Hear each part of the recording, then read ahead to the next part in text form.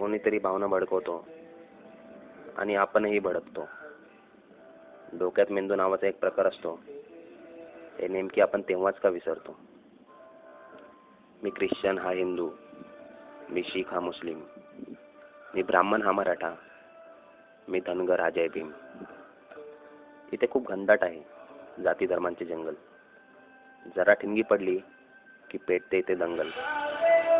कोणीतरी मुद्दाम इथे विटंबना करतो आणि आपल्याच घरावर नेहमी आपणच दगड मारतो. प्रत्येक पिढीची तरुणाई याच जाती द्वेषाला बळी पडते आणि अस्मितेच्या नावाखाली नेहमीच इथे दंगल करते.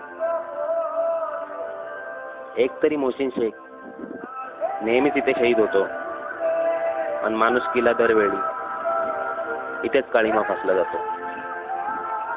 देव धर्मांच्या अंधश्रद्धेत इथेच अनेक दाभोळकर कुर्बान होतात.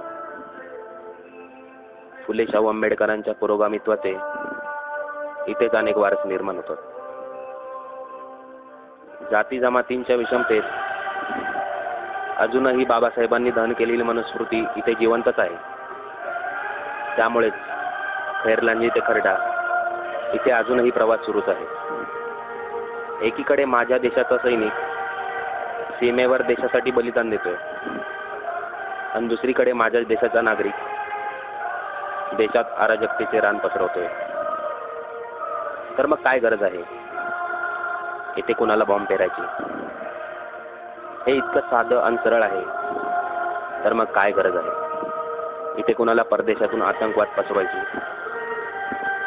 खरंच इथे काही फरक नक्की पडेल का?